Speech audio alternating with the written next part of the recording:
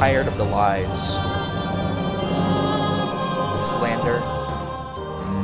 I'm here to set things straight by telling you all the Simpsons ride is peak.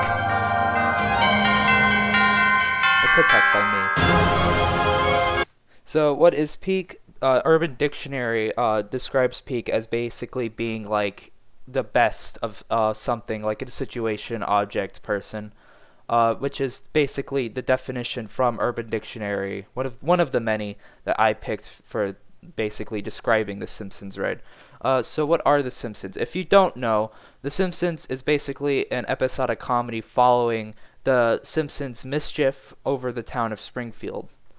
The Simpsons started out as like shorts in the Tracy Ullman show back in 1987, but in 1990 it became a full series. The series is still going on. This was outdated information on this slide, but it's the 33rd season is currently airing. It's up until this year, it was one of the only Fox cartoons to get a theatrical movie, and is still the only Fox show to have a ride at Universal. The Simpsons ride itself opened up in May 15th, 2008. It was a collaboration between Universal Studios and Matt Groening, basically one of the co-creators of The Simpsons. And it's set in Krusty Land, which is a parody of the theme parks in the Simpsons universe. The plot of the ride is basically you and the Simpsons are trying to basically not die from Sideshow Bob, who is set loose in the amusement park. But why the Simpsons ride? You know what I'm saying? Like, why this ride over anything else? What makes it so special, you may be asking? And that's a very good question.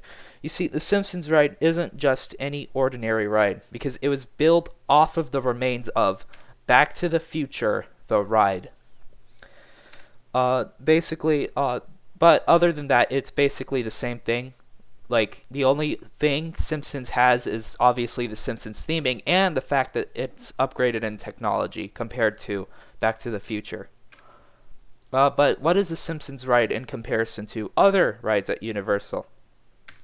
So I've put together this kind of list, if you will, basically categorizing all of the rides at Universal. So first you have Relics of the Past, which is E.T., Men in Black, and The Mummy. These rides, they use props more than screens, and they were basically they were all made in the 90s and are currently still in Universal Orlando. Then you have the Hollywood Rip Ride Rocket, which is the only roller coaster at Universal Studios. Then you have the Spider-Man ride system, which was a ride system defined by Spider-Man, which was in Islands of Adventure. Those are Transformers and Escape from Gringotts. These are like Relics of the Past, but they feature more, they utilize screens more. And then you have Garbage, that is only reserved for Fast and Furious, because that is not a good ride at all. Then you have simulator rides. You have Despicable Me, Race Through New York starring Jimmy Fallon, and The Simpsons ride. But why is The Simpsons ride more different than, why is it more different, Good question. So Despicable Me and Jimmy Fallon, they kind of both use they kind of acknowledge the fact that you're in a theater. But if you look in here, the theater in the Back to the Future or The Simpsons, I'll call it The Simpsons for this diagram right here.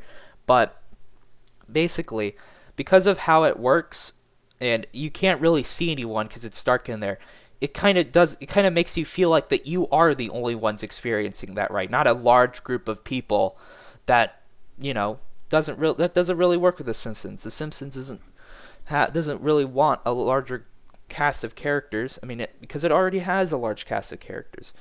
So what does it do? It kind of makes you feel unique in a way. So it honestly, in my opinion, this whole setup kind of makes you feel more connected to the ride as Sideshow Bob threatens to murder you. So the Simpsons ride actually had a major influence over Universal Studios. So basically, this is a map from Universal in 1999. All of the areas are basically balanced out with rides and shows in each area. And look, I want you to pay attention to this purple area here, because it is subject to, in my opinion, Simpsons. It got Simpsoned.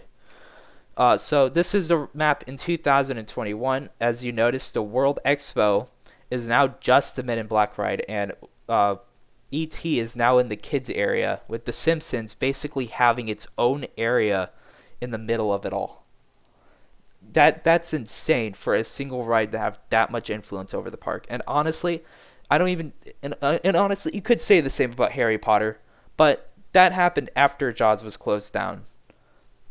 So, so what did people think of the ride? I picked up two sources from this. One from its opening day, and another from like current reviews on Google. When it first opened, it was very, very positive reactions. A lot of people saying it was very authentic to the show, and basically, but everyone loved it. And today, a lot of tour guides still recommend the ride, which is a plus in my book. So, on to the main question. Is the Simpsons ride peak? Well, due to people still kind of liking it having a major influence over the park itself, it yeah, it's peak. What kind of question is that? No, it's not. It's not peak. No, you're wrong. It's peak. So thank you for listening to this. Yeah, thank you.